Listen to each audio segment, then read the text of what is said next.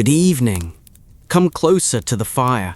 Let the shadows gather around us. For tonight we travel to a place where the veil between the worlds is thin as the morning mist over the Welsh hills. We speak of Annwn. Not a heaven, nor a hell, but the Otherworld. The deep place. The place of origins and echoes. Look upon the world around you, the towering ancient oaks, the rivers that carve their paths through the stone, the cold, bright moon that governs the tides. Annwn is the mirror of these things, yet utterly other.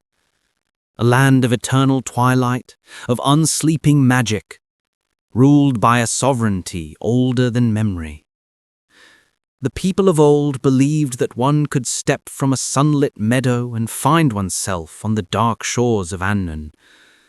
It is a land of wonders and dread, where time runs slantwise and the Lord of the Dead rides with his pale, unearthly hounds. Our tale begins not in that shimmering darkness, but on the bright side of the veil, with a man who was, in his own way, a king. A man whose greatest flaw was perhaps a simple lack of thought, a lack of honor, and whose destiny was to learn both in the heart of the Otherworld itself. This is the story of Pwyll, Prince of Dyfed, and his strange sacred pact with Arawn, Lord of Annwn. A myth of mistakes, restraint, and the timeless, eternal bond of friendship. In the westernmost curve of Wales, where the land meets the wild, churning sea, lay the kingdom of Dyfed. Its soil was rich, its forests deep, and its ruler was Pwyll, Pen Annwn, which meant head of Annwn. Though Pwyll did not yet know the true meaning of that title. He was a young lord, strong and fair, loved by his people and renowned throughout the island. Pwyll possessed all the virtues expected of a king, save one. He was perhaps too focused on the immediate, tangible pleasures of the living world. And his greatest pleasure, his driving passion, was the hunt. It was a brilliant, blustery day in late spring when our story's true thread began to unwind. Pwyll had ridden out from his court at Arbroath with a vast company of noblemen, servants, and, of course, a great host of his best hunting dogs. They hunted the great stags of the forest of Glen Cooch, a wood known for its ancient stillness and its unsettling proximity to the unseen world. They rode hard for hours, their shouts echoing through the quiet boughs. Finally, the hunt had carried them far into the wild heart of the forest. The sun began its slow, golden descent toward the western horizon, casting long, dramatic shadows. Pwyll, separated from his companions by the thrill of the chase, found himself on the crest of a low rise. He reined in his horse, a magnificent, sweating creature, and paused to catch his breath. The air was cool and crisp, scented with pine and damp earth.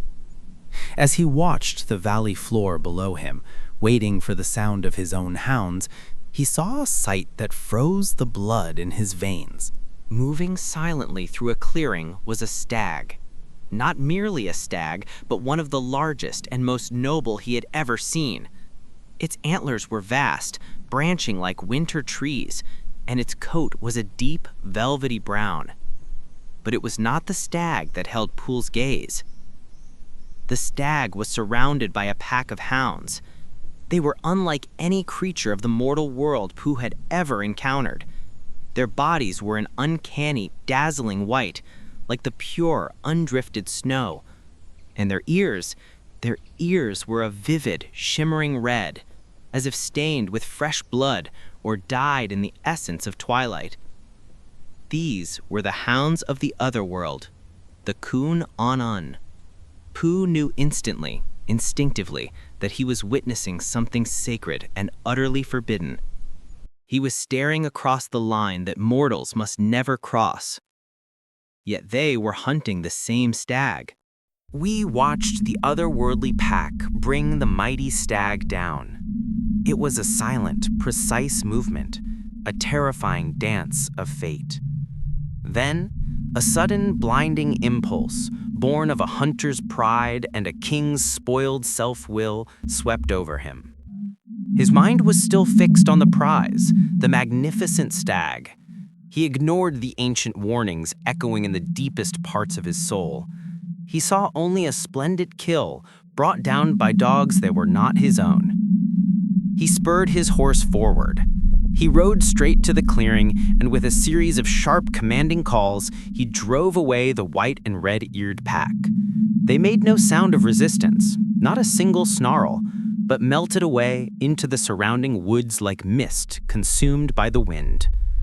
Wee then set his own hounds upon the carcass, claiming the kill as his own. It was a breach of etiquette, a crime against sovereignty, and a profound disrespect to a power he did not yet understand. In the eyes of the Otherworld, Wee had committed the gravest of sins. He had shown contempt for a fellow huntsman's right. He stood admiring the kill, the setting sun glinting on the stag's dead eyes, when a figure appeared at the edge of the trees. He had not heard the sound of hooves or footsteps, only the sudden, heavy presence of a man. The figure was tall and stately, dressed in hunting clothes of shimmering gray that seemed to absorb and release the dying light. He was mounted on a magnificent, yet strangely tranquil, pale gray horse. His face was dignified, ancient, and weary, neither fully mortal nor entirely divine. He was a being of profound authority, an ancient echo in human form. The man rode toward Pwyll, his expression perfectly calm, utterly devoid of wrath, yet holding a chilling weight of judgment. "Lord," the stranger's voice resonated, rich and measured, "I see you are a man of high rank." Pwyll bowed his head. "Indeed, sir, I am, and by your bearing I would assume you are no less." "I am," the stranger replied, looking past Pwyll to the stag claimed by the Lord of Dyfed's common hounds. "And I wonder, noble sir, why you have shown me such discourtesy." Pwyll felt a prickle of shame, a heat rising on his neck. "What discourtesy is this, my lord?" "I have never known a huntsman so rude," the stranger stated simply, his eyes meeting Pwyll's. "You drove away my hounds from the kill, replacing them with your own, after my toil had brought the stag down. What is your justification for that great slight?" Pwyll stammered, humbled before this powerful, silent presence. "My lord, I have none. My own thoughtlessness and an ill-placed pride overcame me." The stranger leaned slightly in his saddle. "Then you confess your offense?" "I do," Pwyll admitted, his voice barely a whisper. "And I ask your pardon, sir. I shall give you compensation to make amends, however great the trespass. I will give you my friendship, my lands, my wealth, whatever you ask." The stranger smiled, a subtle, profound movement. "A fine promise, but I am a crowned lord of my own domain. I do not crave your wealth. I seek neither ransom nor revenge, but honor." He paused, letting the words settle in the cooling air. "My name is Arawn, and I am the King of Annwn."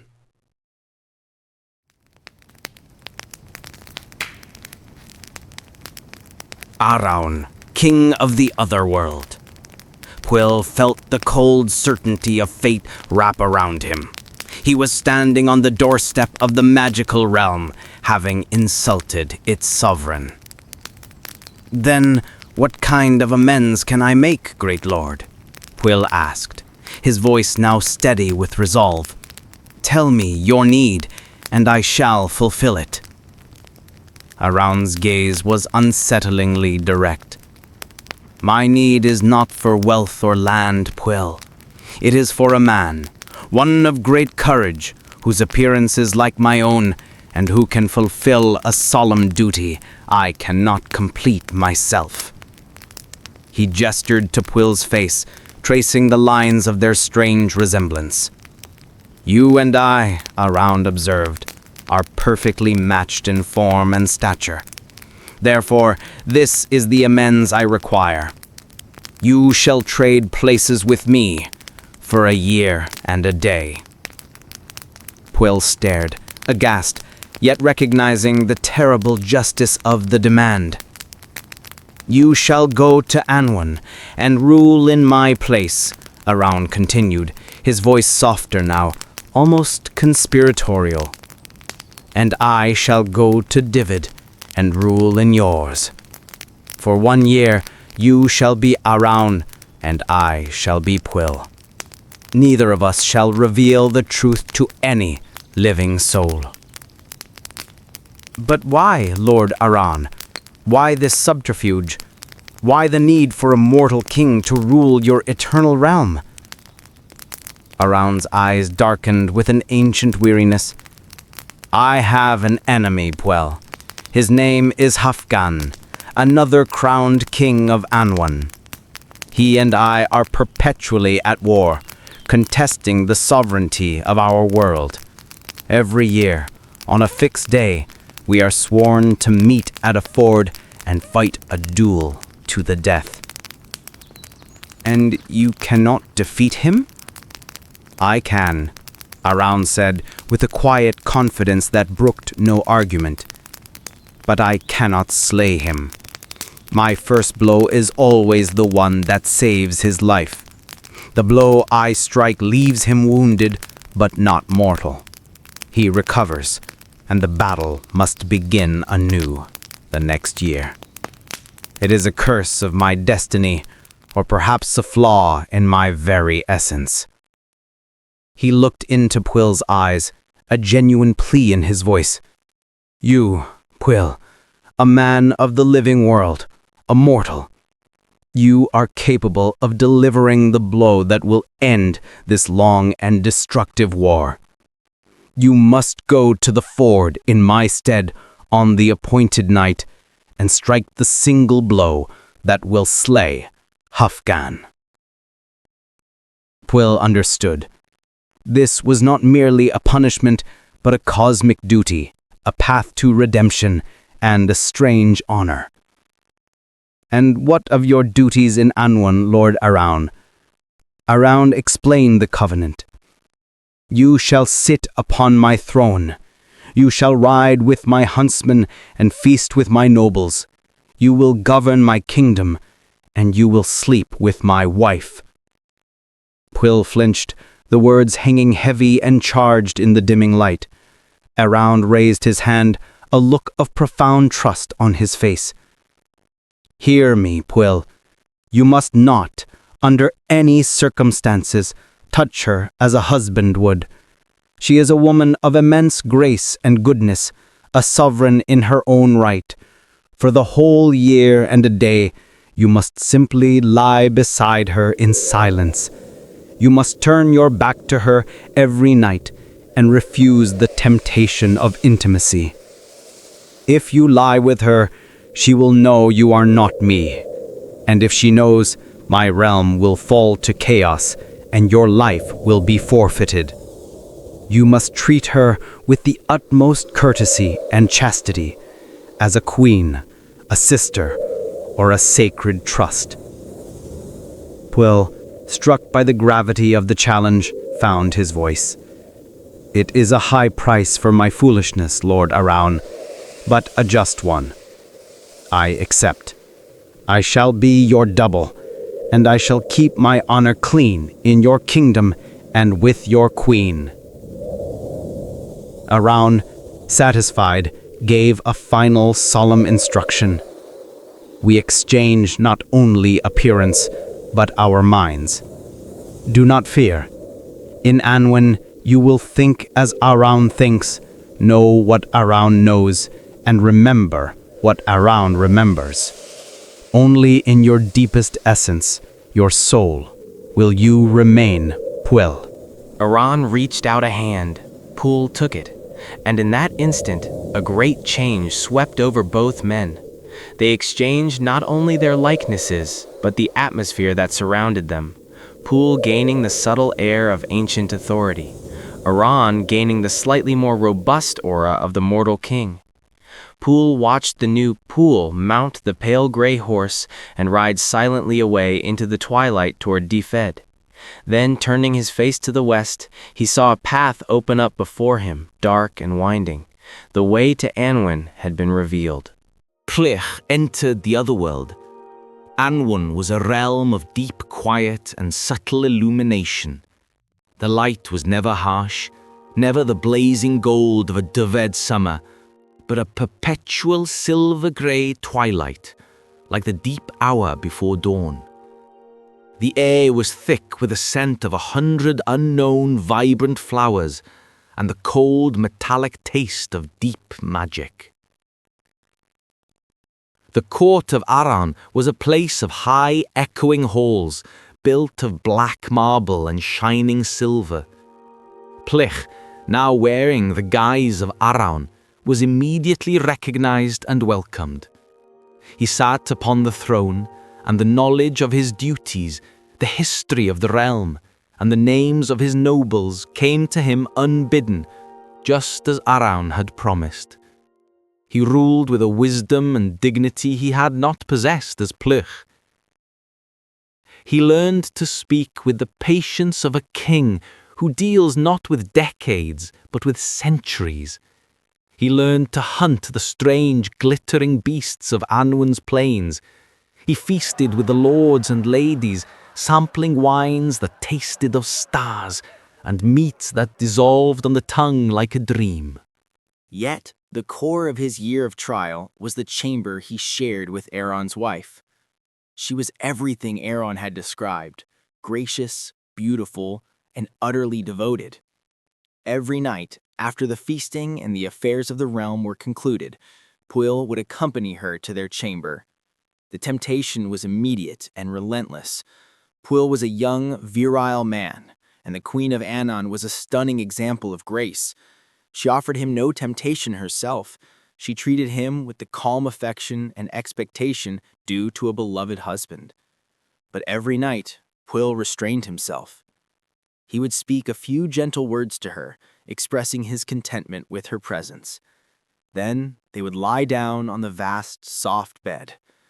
Every single night, for 366 nights, Pwyll would turn his back to her, facing the cold, silent wall. He would keep his hands clasped tightly beneath the furs, his mind fixed firmly on the image of his own Dyfed, and the promise he had given to Arawn. He did not touch her hand. He did not speak a word of intimacy. He merely existed beside her, a living statue of honor and self-control.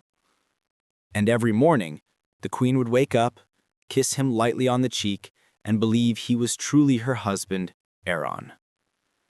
This discipline was a forge. Pwyll was not merely avoiding a transgression, he was building a new inner kingdom. He was learning the difference between a simple pleasure and a sacred vow. He was cultivating the moral strength that separates a petty lord from a true sovereign. The lords and ladies of Annwn watched their king. They saw that he rode out later and stayed out longer on the hunt. They saw his mood become more thoughtful, his voice more measured. They remarked to one another that their King Arawn had become a better, gentler ruler, whose strength was now tempered with a new, profound patience. Pwyll was growing into the idea of Arawn. He was shedding the impulsiveness of the mortal world and gaining the timeless wisdom of the Otherworld. He was becoming a man worthy of the kingship of Dyfed. The year of silence and restraint passed swiftly, marked only by the strange shimmering cycles of Annwn's twilight sky.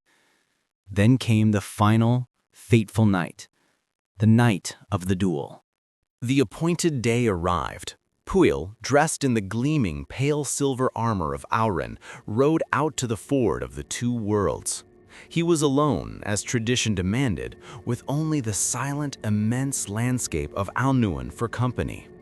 At the ford, standing waist-deep in the dark, cold water, waited Hafken. Hafgan was a figure of terrible, magnificent strength, clad in black iron, his face grim with the long memory of their rivalry. The silence between them was profound, broken only by the lapping of the water. This was not a mortal battle of shouts and bloodlust. It was a silent, ritual confrontation of destiny. Hafgan spoke first, his voice booming across the water. "I see you, Arawn. You have returned for your inevitable defeat. Let us finish this wearying contest." Pwyll, remembering Arawn's wisdom, raised his great silver shield. "Tonight, Hafgan, the contest ends." The two kings rushed forward. The clash of steel was loud and sharp, echoing off the eternal hills. They fought with the power of ancient rivals, locked in a dance of fate. Pwyll fought with the strength of a mortal, unburdened by the curse that afflicted Arawn. In a moment of blinding speed, Pwyll found his opening. He brought his long enchanted spear to bear. He struck Hafgan in the center of his shield, thrusting with all the force of his accumulated year of self-denial and honor. The blow found its mark. The spear pierced the shield, then the armor, sinking deep into Hafgan's body. The Otherworld king cried out, a profound sound of surprise and finality. Hafgan staggered back, leaning on his shield, his strength draining away into the cold water. "Alas," Hafgan whispered, his voice weak, "this is the blow of death. I see now that destiny is fulfilled." He looked at Pwyll, whom he believed to be Arawn. "I yield the sovereignty, Lord Arawn. You have won fairly. See that my chieftains serve you." And with that, the king of the rival realm of Annwn collapsed into the water, still and lifeless. The long war was over. Pwyll stood for a long moment, watching the water carry away the Black King's life. He had fulfilled his terrible pact. He had redeemed his original trespass. He turned and rode back to Arawn's court. The year and a day had concluded. His time in Annwn was done.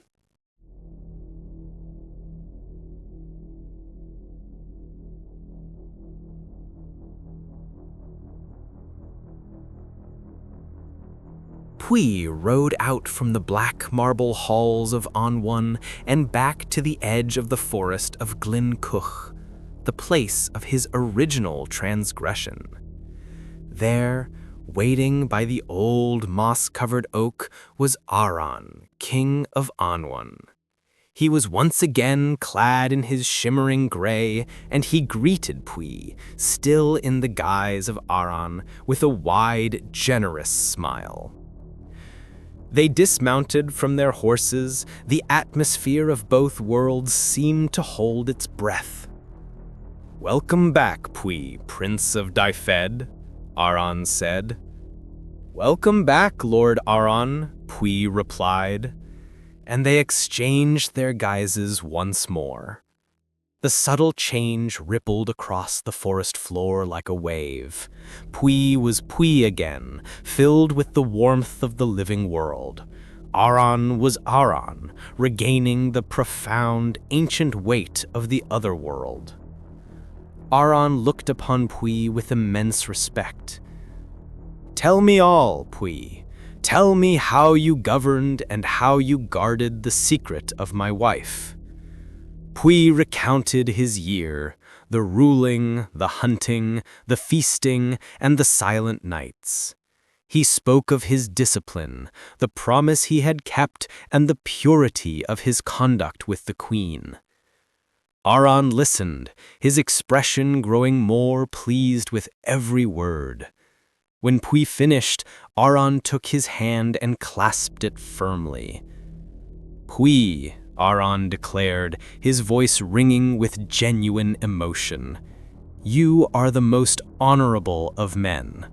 There is no one in my own realm who would have shown such loyalty and restraint toward my own trust.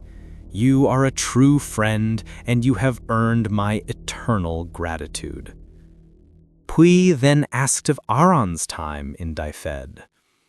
"I confess," Arawn replied, a hint of amusement in his tone, "I was a better Pwyll than you were yourself.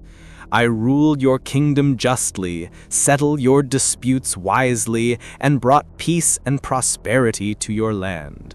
I made no alliances, entered no wars, but preserved your realm exactly as I found it." They had both ruled with an honor and wisdom greater than the original Pwyll had possessed. They had both found growth in the other's identity. Arawn, true to his word, vanished back into the darkening woods, taking the way to Annwn with him. He was a king with a united realm, and Pwyll was a prince reborn. Pwyll rode back to his court at Arbeth. He looked exactly as he had a year and a day before, but the court noticed a profound change. He was no longer rash and thoughtless. He spoke with a greater authority. His decisions were wiser, and his temper was perfectly measured. When asked why their lord had suddenly become so much more gracious and judicious, Pwyll would simply smile. "I have traveled to a far-off land, and I have learned wisdom in the depths of a strange silence." Pwyll, Prince of Dyfed, lived out his days in prosperity and renown. But from that moment on, his people gave him a new sacred name, a title that spoke of his journey and his triumph. They called him Pwyll, Prince of Annwn, Pwyll pen Annwn. Not because he was the king of the Otherworld, but because he was the friend of its king, Arawn. His honor was so great that the very boundary between the worlds seemed to recognize and bow to his virtue. The story of Pwyll and Arawn is an echo of deep truths. It is a lesson that true power lies not in the sword nor in the crown, but in the restraint of the self. Pwyll's original sin was one of thoughtless greed, taking what was not his. His redemption was one of profound self-control, refusing the highest temptation for the sake of a vow. He learned that the greatest honor a man can possess is his word, and that a kingdom built on a lie is a ruin, but a friendship built on truth and sacrifice is eternal. Arawn, for his part, kept his friend in his heart. The bond between the mortal king of Dyfed and the eternal lord of Annwn was never broken. Their lands, though separated by the veil, were forever linked by the strange, sacred covenant they had made beneath the twilight of Glyn Cooch. The mist still gathers over the Welsh hills. The shadows still deepened in the ancient forests. And sometimes, when the evening is still and the firelight is low, you can hear a faint, distant sound in the wind. Not the baying of a common dog, but the rhythmic, unearthly panting of the Cún Annwn. They remind us that the other world is never far away. It is not some distant place, but the silent, shimmering reflection of our own choices.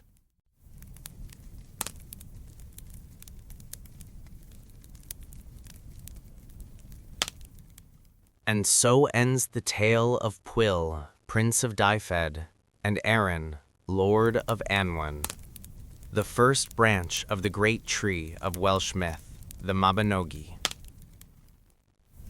May the wisdom Pwyll learned in the stillness of the Otherworld resonate with you tonight. May you find the strength to keep your own sacred vows. Thank you for joining me by the fire. for this journey into the echoes of ancient Europe.